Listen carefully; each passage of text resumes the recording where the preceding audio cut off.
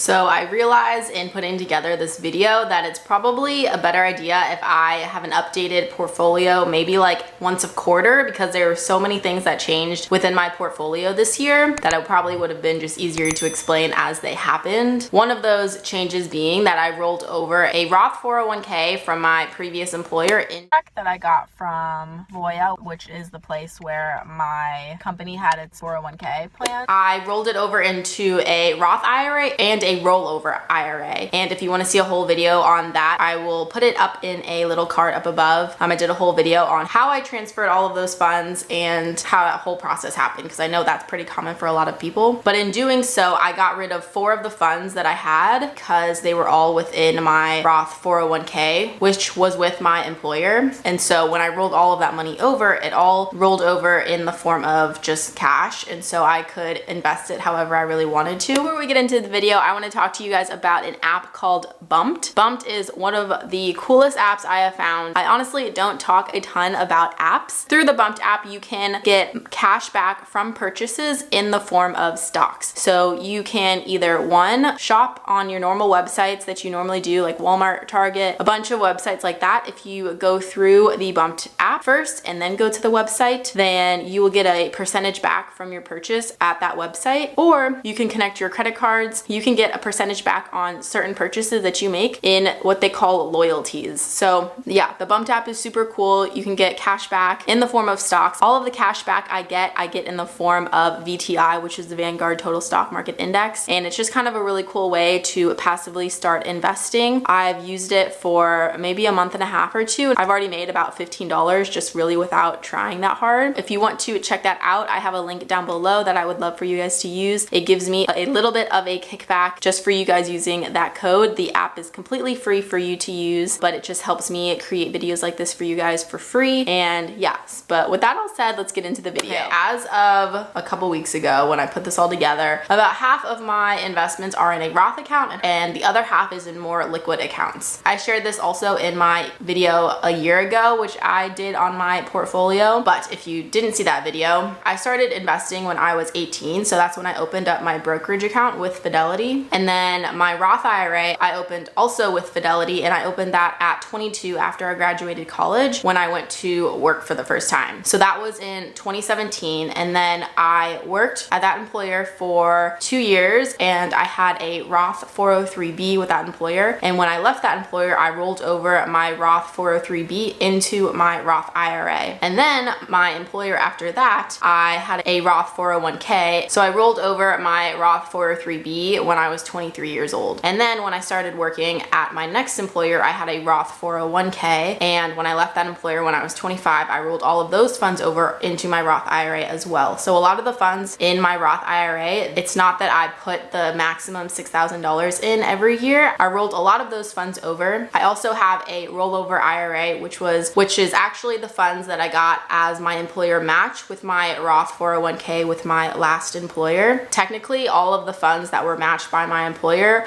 were not taxed, so I could not roll them over into my Roth IRA. They had to go into a traditional IRA, and that account was open when I was 25. In terms of my savings, I have my savings split between my bank and also I have some in Fidelity as well. So overall, this kind of may look complicated. I'm an engineer and I minored in math, and so I love graphs and numbers like this. And I broke everything down by percentage, and my number one rule of thumb would always be to not invest more than 10% in any one corporation. So if you look at my portfolio, it kind of looks like I may be breaking that with VTI and cash. However, VTI is an index fund, and so within VTI, that money is then diversified. So I don't personally have to diversify that myself. In terms of cash, it may look like I have a lot in cash. A lot of that money is money that I'm waiting to invest. So I do what is called dollar cost average investing, which means if I have a chunk of money, I will break that up over time and invest that money over time. And that decreases a lot of the risk in investing, because over a period of time, I'm not investing all of my money when the market is super low or if it's super high. So on this little chart, I have all of the investments that I have and what percentage they are in my portfolio, and then the type. So if they are like an individual stock or if they are an index fund or any kind of fund, what kind of fund they are. So first I have cash, makes up about 13.2% of my portfolio. And then I'm also invested in Disney, which is 1.1% of my portfolio. portfolio. Then I'm invested in Exxon, which is 9.3% of my portfolio. I have 1.5% of Target, 1% of American Express, 1.3% of Lululemon. And then the last one is I have 1.2% in Johnson & Johnson. And so these are all of the individual stocks that I'm invested in. So individual stocks that I'm invested in are a lot of just corporations that I love and I believe are doing pretty well. All of them except Johnson & Johnson were ones that I had before. I actually purchased Johnson & Johnson right when everything happened with the vaccine and the blood clotting things. I forget how much their stock went down, but I bought right at that moment because I knew Johnson & Johnson is a very large corporation that even this one little incident was not going to majorly affect everything that their company does. So those are kinds of things I look for when I'm looking to invest in individual stocks. I will say that I did not start investing in individual stocks until I had about $100,000 invested. I just don't think you can diversify well until you have a certain amount invested. But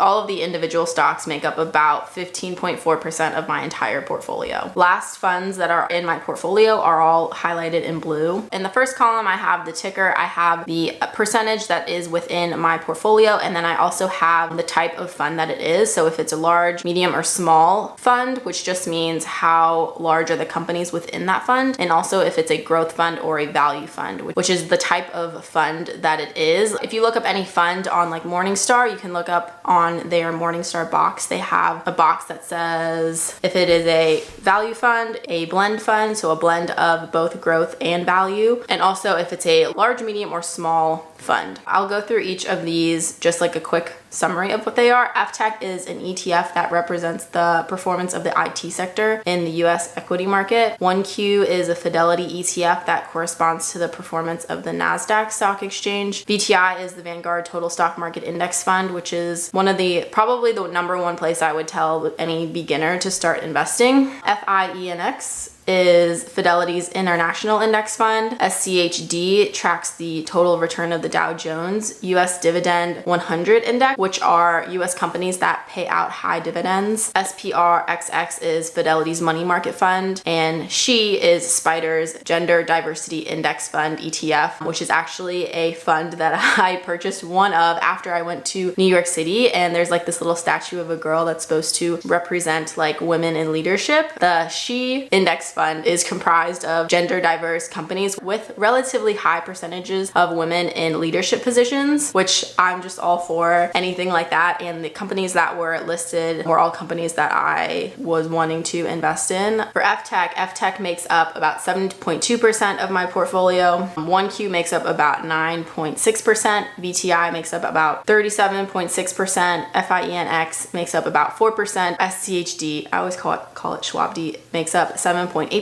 of my portfolio. SPRXX makes up about 5%, and the SHE Index Fund makes up about 0.1% of my portfolio. So I say all of those things in saying how important it is to know your investments well. Even if somebody else is telling you what you should be investing in, you should at least have a general idea of what your money is going towards. And I will say in conclusion, like the majority of my portfolio is in index funds and in money market funds. And as much as people talk about individual stocks, like I said before, I really didn't have any individual stocks until I had at least $100,000 invested, because otherwise you're just really not diversified enough within your portfolio. And I will say that my portfolio is evolving all the time. I said that before, that I should probably be doing these a little bit more often than I do, because even I didn't realize how many changes happened over the last year. I will also say, and I'm pretty sure I talked about this in my video last year, is to not get too caught up in the numbers. Like I know how easy it is to every day wake up and log into your investments and see how your investments are doing. If you are investing for the long term, which is really what I advocate for, your investments day to day are going to fluctuate a lot. They're going to go up and down and up and down, but over time, we always know that the stock market always goes up over 20, 30, 40 years. So trusting that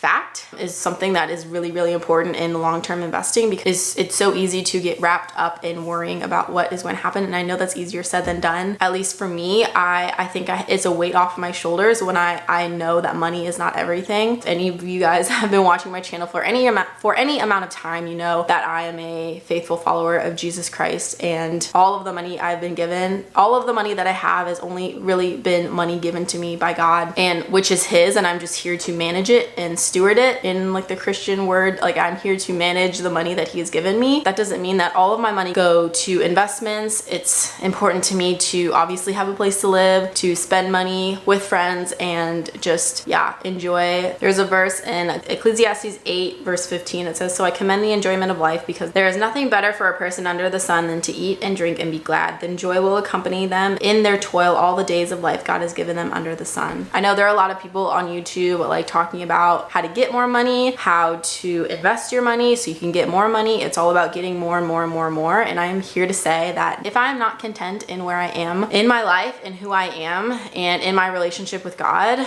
no amount of money is going to make me content. I think there is a misconception that money is just the way to happiness. And I understand that a certain amount of money is going to give you a stable lifestyle. It's going to help you not worry about where you're going to sleep, what you're going to eat, how you're going to get to place in terms of transportation. But I really think that just after that, any just surplus amount of money is great. I think there are times when I've seen it myself. I've seen people who do have a lot of money and who are just completely empty inside, or people who are seeking after money thinking it's the answer to all of their questions, answer to everything in life, that they don't have to do anything anymore. And it's not it. Like I've seen both sides of it, and it's just not fulfilling. And I don't want to come off as being preachy or anything. That is just like, I kind of just went on a tangent right now. My video last year was probably one of the most successful videos I've had on YouTube in terms of views. It definitely has more views than any of my other videos. And so if this video gets anything even close to what that video got, my first and foremost hope is that this message is come across as in, yes, I'm sharing all of these things. This is not my identity. My identity is not in how much money I have. It's not in how much stuff I have, and it should not be what your identity is. And I really hope that you take that to heart. And I really, really hope that that can be taken to heart. I will say this is my overall portfolio. So as I said, half of my investments were Roth investments. Shortly, very soon, a video on just my Roth IRA. It has just taken me a while to organize all this information, and so I want to deliver it to you as soon as I can. So that video is coming soon. Thank you guys so much for checking out my video. Definitely means a lot to me. If you haven't already done so, go ahead and hit the subscribe button down below. I would really appreciate it. I will catch you guys in the next video. Bye guys.